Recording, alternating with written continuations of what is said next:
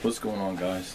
I'm going to talk to you about how to become more self-reliant or self-sufficient, or start homesteading. Or I'm not really going to get into prepping because prepping's more of like a money thing where you buy a lot of stuff and you put up. That's not really my thing, so I'm not going to get into that too much. But in my other video, I kind of told you all, the reasoning behind becoming more self-reliant. So how do you become more self-reliant, self-sufficient? So there's so many ways, and don't think of it as such a big thing, because it can be small. It doesn't have to be full scale.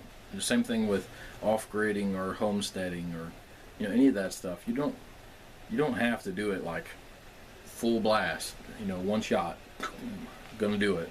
You can do a little bit at a time. So if you're wanting to become more self-sufficient, there's so many things that you can do at home. If you have land, even if you're in the city and you live in an apartment, there's still things that you can do. So my biggest things are gardening, raising some kind of livestock animal, or if you're in the city, this is a good example. You can buy a beef or a pig and have it took to the butcher and slaughtered. And then you're taking all that away from the government. They're not able to tax that. It's kind of like under the table, as we would say. And you deal directly with the farmer. You know exactly where it came from. You can ask him different questions. What did you feed him? Is there any different kind of I don't know, shots you gave him, or hormones, or anything? You can ask him all those details. So, how to become more self-reliant. I'm just starting to get into these things too, guys, so these are just my opinions and stuff and what I'm doing to work towards becoming more self-reliant. Plant you a garden. Gardening is so simple, but it can be complicated. You need to grow like non-GMO seeds, heirloom seeds. You can learn how to collect your seeds after the year and harvest those seeds and put them up for next year to replant, so you don't have to continually rebuy those seeds or worry about them not having that particular strain of that vegetable that you like. You can plant apple trees, you can plant pear trees, you can plant different nut variety trees. There's a lot of things that you can do at home. Even if you have a small little area of land, you can learn to do things differently. Even if you don't have a real place in your yard, say you have a garden bed, or I mean not a garden bed, a landscape bed, and you plant different flowers. Well, you can substitute some of those flowers, say, for a small bush tomato plant. They only grow like this tall, and they put out so much tomatoes. So they're not really obscene or, an eyesore from your landscaping. And you can go right out in your flower bed and collect food. Go away, bug. Or grow you a little garden. This year I grew a 10-foot by 15-foot garden, which doesn't seem like a lot, and I didn't plant a whole lot because it was later in the year. I didn't get started until I think May. It was really late in the year. And maybe it was later, it might have been June. And from that I grew tomatoes and cucumbers and green beans. Next year it's going to be a lot bigger garden. But just from that little bitty garden, I think I harvested probably 250 pounds of cucumbers, 250-ish pounds of tomatoes, and not a whole lot of green beans because I got them in really late. I got them in like September. They were way too late, but I still got maybe 15 pounds of green beans off of them, even though it was too late to plant them. But just that alone saved me so much money, because we were eating fresh vegetables every day, and we were replacing meals that we would normally, buy from the grocery store or whatever, with meals or fast food or whatever. Instead of going and spending that money, we're just pulling from the garden and eating it. So we're eating better. It wasn't costing us anything. and we were getting that enjoyment of going out in the garden and doing the work. Not only so we're eating better, we're getting exercise in the garden, and it didn't cost us anything, and it's kind of like entertainment because I love being out there. So just from that little garden, we got all those things and saved all that money. So next year, imagine if I grow a 30-foot by 30-foot garden, how much more food and different varieties that I can grow in that. You know, it's going to save us a lot of money, and that's just from gardening. That's not including deer hunting. You know, you can learn the butchery skill. You know, I don't go.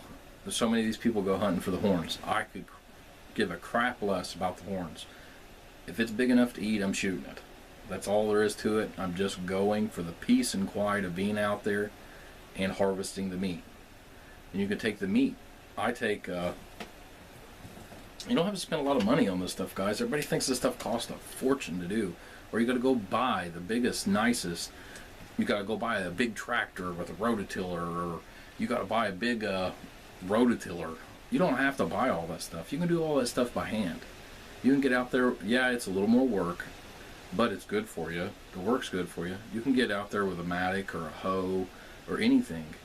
And same thing with deer hunting. You don't have to go buy this big, expensive processor or take it and have somebody process so you don't have to touch it.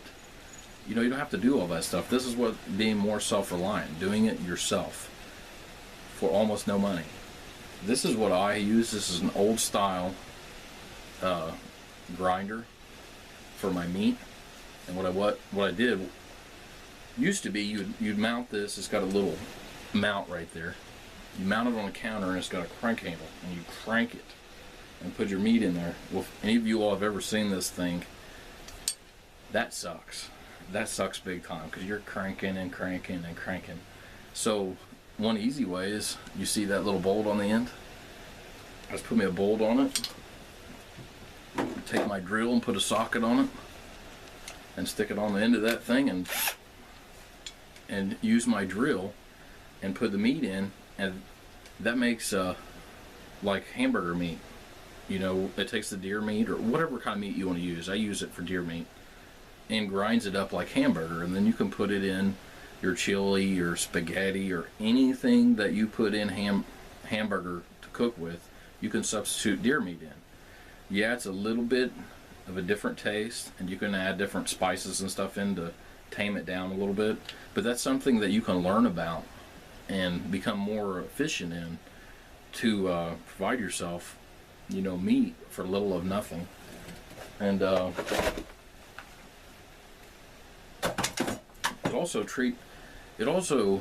this self-reliant, it's not prepping, but if something ever did happen, you were a little bit more prepared. So this stuff not only helps you now, but if a situation ever occurred, and it doesn't have to be this big economic collapse, or I'm not going to say zombies because that stuff is crazy, but you know, whatever it is, it doesn't have to be that stuff. What if you lost your job?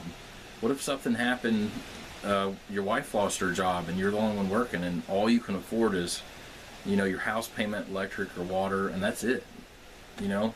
But you make too much money for this food stamp bull crap, which happens. Okay, well then you have to start doing something. You can't not eat nothing. So this also helps you with that situation. There's so many different little situations that doesn't have to be on a big scale for this stuff to come into play, or everyone in the United States is starving and, you know, you're the only one making it. No, it doesn't have to be like that. You know, it can be a lifestyle change where you just want to be more involved in your food, or, you know, like I said, you don't have the money for the stuff, but you don't want to not eat healthy.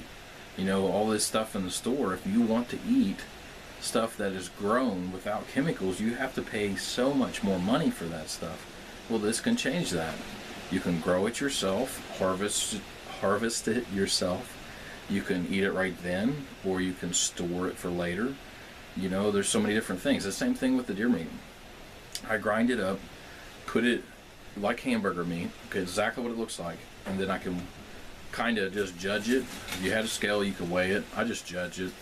I put them in 1 to 2 pound bags and put them in the deep freeze. So say we need to cook something that takes a pound of hamburger, I'll pull out the bag that I weighed out or thought it weighed out, for a pound, or maybe even a little more. Sometimes I collect a little bit more meat than what they call for, and put that into whatever I'm cooking.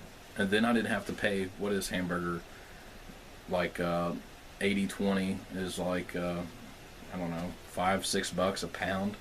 So it saved you that. And if you're like me, if you start doing that, you'll start eating that stuff that called for that hamburger a lot more. Instead of eating, like we were eating, before we started doing that, we were eating like once a week, maybe twice a week, something that called for hamburger. And when we started harvesting the deer meat and grinding it, we were eating it like almost every day or every other day. I mean, you wouldn't think it, but so it saved you all that money, and you were afforded that comfort of being able to eat that stuff because it didn't cost you any money. You know, and there's different things you can do with deer meat. You don't have to grind it up. You can dry it up into jerky, which I don't really care for. Or you can, you know, make roast or steaks, or, I mean, there's so many things you can do with it. And the same thing for gardening. You know, just tomatoes alone. You don't just have to eat the tomato, or, you know, you can slice it up for salsa. You can fry the green tomatoes. You can mix them with different things. You can mix them with peppers and different foods.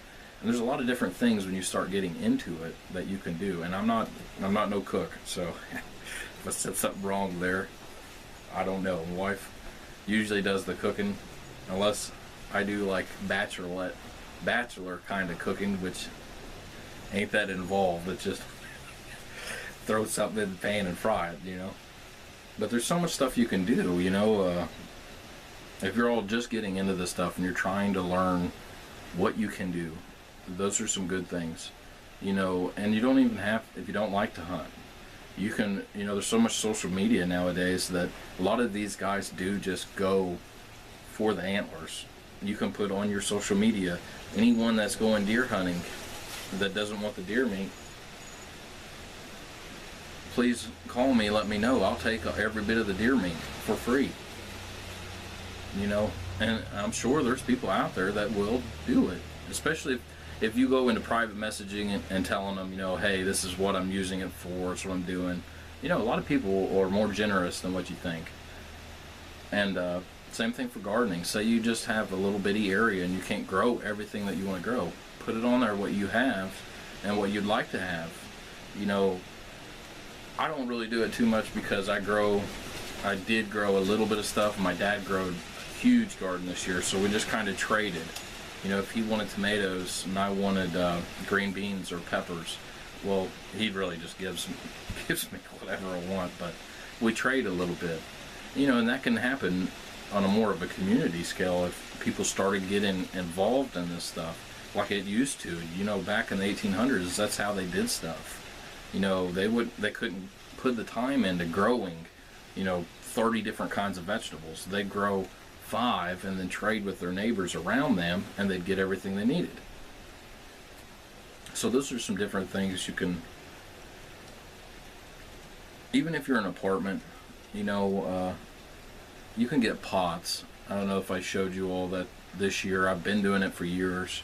I get these flower pots, and you fill them with, I fill them with humus and manure. You can buy it at Walmart. It's like 80 cents a bag or something. You can fill them with that and put your tomato plant in it. If you've got a little, I don't know what they call them, like patio or, you know, overhang to where you got your walkout on it, you can put you some pots out there, and you just got to make sure you water them really good. But you can grow food, you know, just about anywhere you're at. You know, even if you're the homeless guy down the street, there's property, public property that you could grow food on. You know, even if you're not allowed, who is going to say, so walk up on a tomato plant and go, that shouldn't be there on public property? You know, maybe there's some city people, I'm country thinking here, maybe there's some city people that might, but you know, there's places that you can do stuff. And same thing with deer hunting. Say you don't have anywhere to go deer hunting, there's public property that allow you to go hunting for anything, as long as it's in season. You know, so you can go there, and there's so many people that don't care for this stuff or are too lazy to even mess with it, these public properties, you think, oh, there's going to be a bunch of people there.